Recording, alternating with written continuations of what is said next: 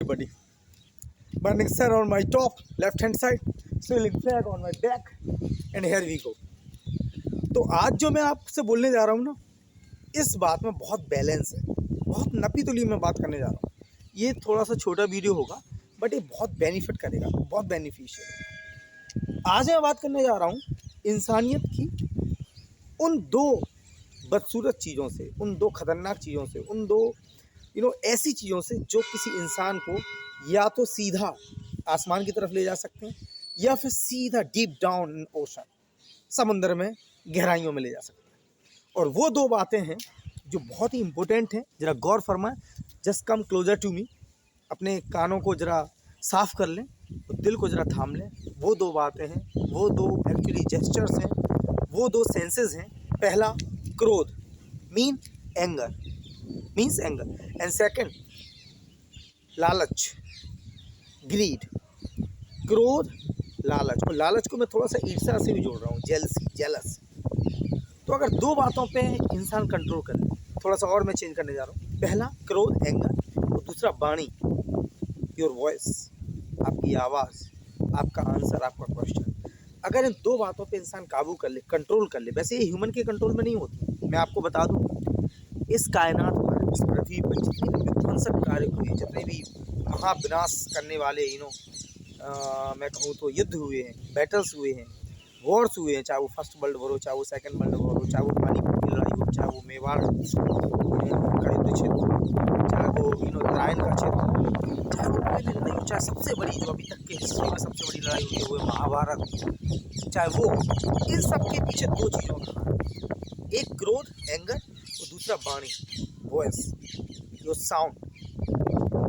तो आज मैं इन दोनों को थोड़ा सा अनफोल्ड करता हूँ। पहले मैं महाभारत से लेता हूँ। अब हम सीधा पहुँच रहे हैं कुरुक्षेत्र में, महाभारत में, जहाँ पर पहले कई सालों पहले कौरवों और पांडवों के बीच में युद्ध हुआ है।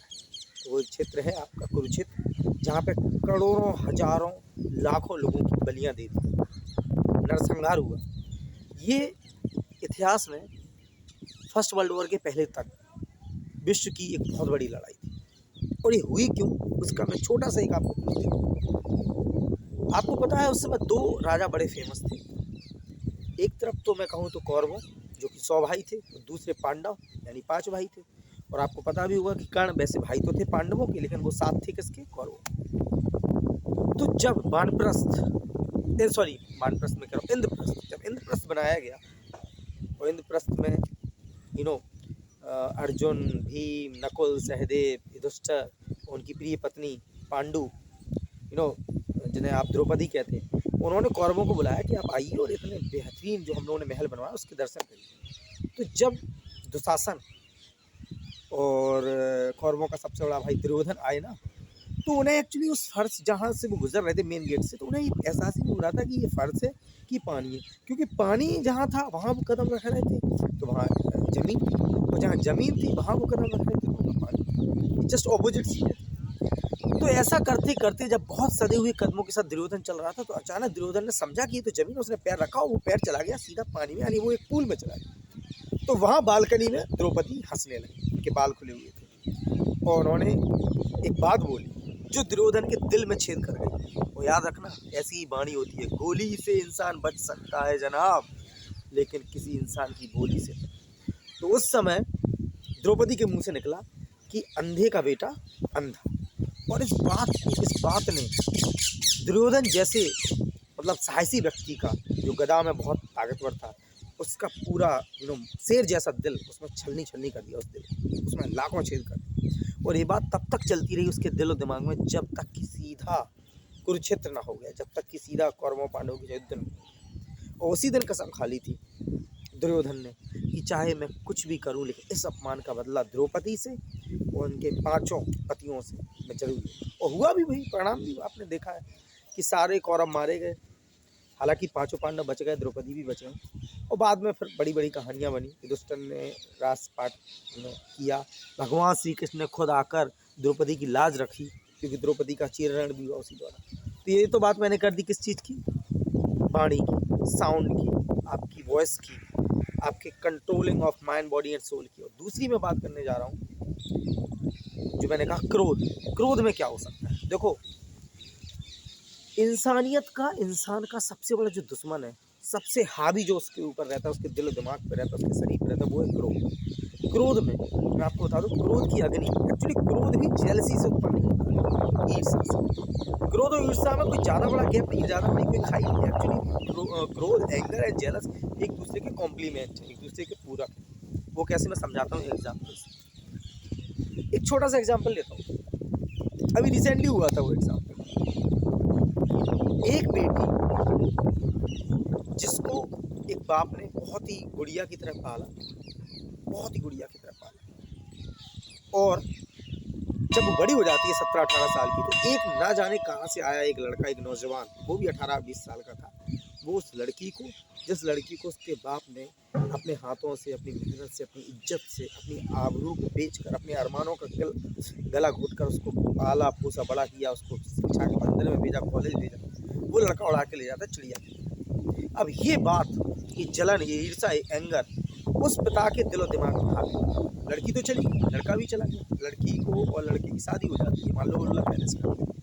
लेकिन एक जो जलन, जो जो जो समाज ने उस पर थप्पड़ मारा, उस पिता पे, जिस वजह से उस पिता को बहुत जिल्लत का सामना करना पड़ा अगले कई वर्षों में।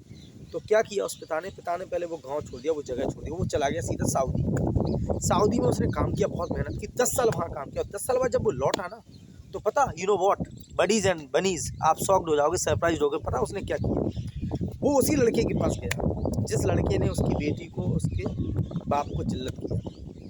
सॉरी, वो लड़की की शादी उस लड़के के साथ नहीं होती, वो लड़की की शादी किसी दूसरे लड़के के साथ होती, लेकिन वो जिल्लत की ज़िंदगी तो अभी भी जी रहा है ना, माँ और उसके बाप और उसकी बेटी। तो वो जब सऊदी अरबिया से वापस आता है ना, तो सीधा जाता है उस लड़के के पास, उसका सिर धड़ से कलम कर देता, अलग कर देता, और ऐसे हाथ में पकड़ते हुए, टांगते हुए सीधा जाता है वो जेलर के पास, सॉरी 2 स्टार 3 स्टार के पास, बोले तो किसी थाने के थानेदार, और बोलता है कि देखो साहब, मैंने अपने जुर्म का, सॉरी मैंने अपनी बदनामी का ये बदला आज लिया, मैंने इस लड़के का कत्ल कर दिया, मैंने इसका सिर धड़ से अलग कर दिया। तो ये क्या था? क्या ये गुस्सा था, एंगर था? क्या ये जेलस थी? क्या ये ऐसी चीज़ें थी जिन पे ह्यूमन का कंट्रोल नहीं है? Yes, true. A human cannot control his mind. A human cannot control his body. A human cannot control over his mind, body, and soul. When anger is just in his mind, when jealous in his heart, when unbelieving, disfaith, misfaith, inhumanity just existing in the mind, body, and soul of him. So please keep watching, keep learning, keep changing. Believe in yours. Believe in every expectations of your life. Believe in your anger, jealous, greed, and kill those kind of wills from your mind, body, and soul. इन तमाम चीज़ों को आप मार सकते हो if you means human, अगर थोड़ा सा कूल हो जाए, काम हो जाए, कंट्रोल हो जाए, अगर वो अपनी वाणी पे कंट्रोल कर ले, अगर वो अपने गुस्से को जीत ले, तो फिर वो जितेंद्रिय हो जाता है भैया। फिर वो कहलाता है इंसान जितेंद्रिय, मतलब इनक्रेडिबल, मतलब कॉन्करर, मतलब जिसे कोई ना जीत सके। Nobody can win that person, no, that person becomes such a person who can kill his anger, her anger, jealous, greed, and that's it. Tough luck for today and good luck for next day. Come on, be the hero of yours. Kill your will. Which kind of wills? Anger, greed, jealous. Thank you very much.